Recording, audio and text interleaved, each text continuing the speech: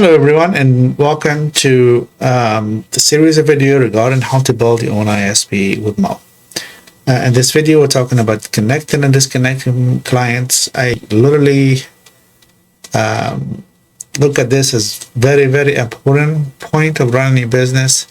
Yes, you can use Ubiquiti equipment. It will disconnect it automatically when the bill is due on their own pay. I usually don't do that, and that's one thing that I need to have control of it. I always like to leave my relationship with my client. People go through things sometimes, off their hands, even though the internet bill is not that high, but, things happen. So I would really like to work with them and not let them be cut out for any reason. Then if it comes to the point that they don't have the money or they can't pay anything upfront just to keep it running, okay? All right, so how are we going to cut my client service? Let me just so there is so many ways to cut their service. One of the ways that you can set their static IP in here, that way they don't have, and you can assign them static IP, and then what happened at this point, once you block that IP, traffic will stop. Simple as that. Okay, but you have to, and you can do the same here if you want to. But this one, I always want to keep the management active. So yes, but that's not something that I really want to add static seasons. So we're gonna bypass that. What's the other method? Okay, the other method is you can block him through the access point. How we do that? So you log into an access point.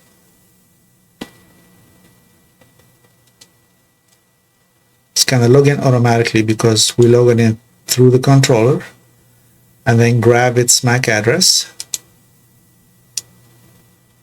Okay, grab its MAC address. This is your IP. Now you're going to go here. There is one thing we forgot about it last time, and I may do it this time. Hold on. Okay, client isolation must be on. This is one thing I can stress it. That will isolate your client through the Wi-Fi. We already isolate the client through the router from when we added to the bridge. So now we are sure that the clients are separated from each other. So this is one thing that you're going to consider. Let me save that out. Now let's go back to cut off a client. So we're gonna go here to MAC ACL, policy deny, and then we're gonna add the ACL. All right, let's do it again. So here we're gonna MAC address, John, right?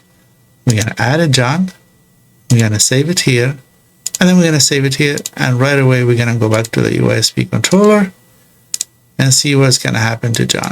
He's green right now. I tried to convince him to pay his bill, but there was no way to do that. He's keep throwing me left and right, and or he's not picking up the phone. Just choose an excuse to do it.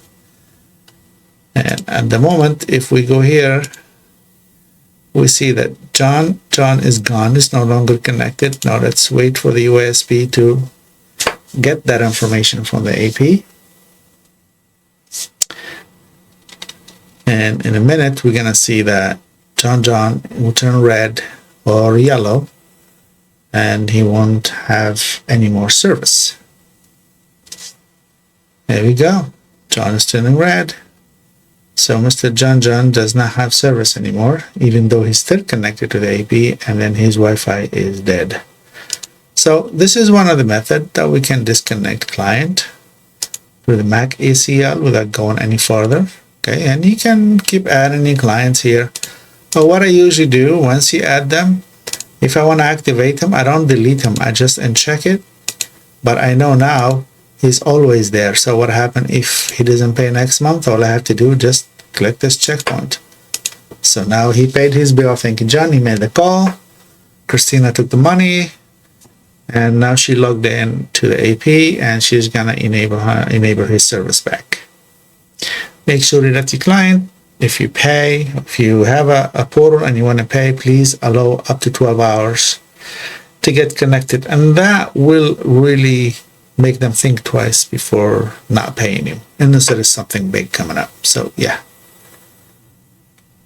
So let's give it a minute. And if we go here, and because it's a DFS, okay,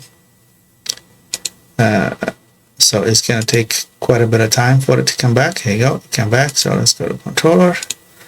Let's give it a minute. There you go. His radio came back, and now I can see the IP address. That means his router is on. There we go. Now Mr. John has internet and everything is back on. So this is how we usually disconnect and connect the client through the access point. Okay. Another way. So one of the other ways to disconnect your client is through his Wi-Fi router. Okay. So I'm going to go into his Wi-Fi. Most likely everybody is using their Wi-Fi. And I'm going to go here, and one other thing that I can go to his network, setting, to his wireless, and just disable the wireless. That's it. It's not going to have Wi-Fi. Now, if he is connected hardwired, okay, then this method, it's not going to work. If he's connected hardwire, then I have to change one of these.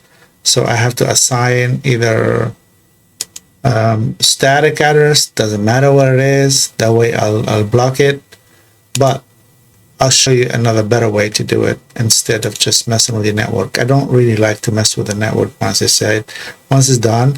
So another way to do it, so it's to go through the router. Okay, once you log into it, and you come here to the network, okay, and you just disable DHCP and save radio. I should not be able to access the radio by any means because the DHCP is no longer valid. In my LAN side, I don't have a DHCP anymore. It's disabled. Okay, so I should not, that access point that he has should go dark, but sometimes Ubiquiti, it takes quite a bit of time for it to show up.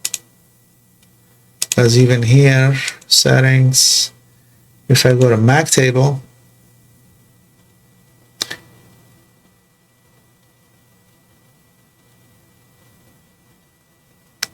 see, there is nothing shown because the DHCP is not active anymore. So yeah, sometimes it takes time. See, we're not an outage, and because we did the DHCP. So now what happened? Give it a minute, and this one should go off. Yep, offline device. So yeah, and one thing you gotta learn with the controller, just you gotta have to wait until it populate. So yeah, this is the tool. You can use the router too, but then we don't want to mess with the router. It's set the way they should be. So let's enable this. Let's add DNSs and save. At this point, I'm definitely sure that you get the idea. Again, you don't have to worry about the controller. Sometimes that's why you need to know how things are done and not relying on it 100%, because it's what happened in here. Things are gonna go south. Things are not gonna work. Ubiquiti is gonna have some issues. Your controller is gonna have some issues, some delays, and is literally gonna put you in the wrong path. So as long as you confirm that whatever you're doing is right, then you shouldn't have no problem at all. So disabling a DHCP in your main router should kill your access point. Okay, as long as it is set as an access point, not as a router, as an access point. You go set it in that. As long as it's set as a bridge, and it has to get an IP from your light beam, then definitely you have full control of it. And you remember what we said earlier? Remove the reset button. It's very important to do. That way you don't go through what I went through. Alright, so this is the 3 different ways, or maybe 4. There's so many other ways you can do it. to disconnect the client, but my preferred one for the wireless, because for the fiber, it's totally different story. My preferred one for the wireless is just through the MAC ACL. This is the best thing to do. But please do not do it through here. Okay? Do not do it through the device manager. I don't see there is, it even tell you there is limited configuration on it. So please do not do it. It's not a good idea. If you want to do that, you must have a VPN to access your main AP GUI.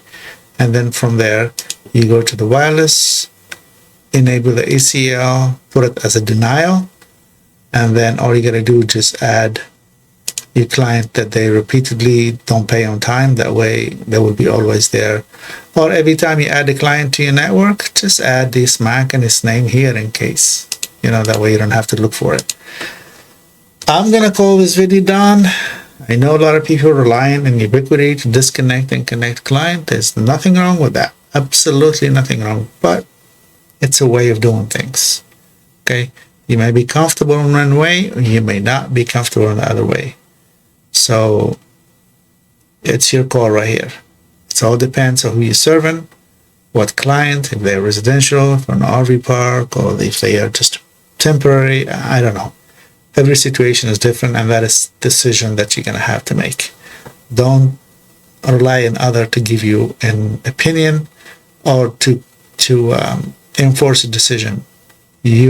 Every place is different, every clients are different, and every deploy is different. Well, thank you so much. This is video number 10, is it? Yeah. So we'll see in number 11, we're going to do something else completely different, but within the same aspect. So see you in the next one. Take care now.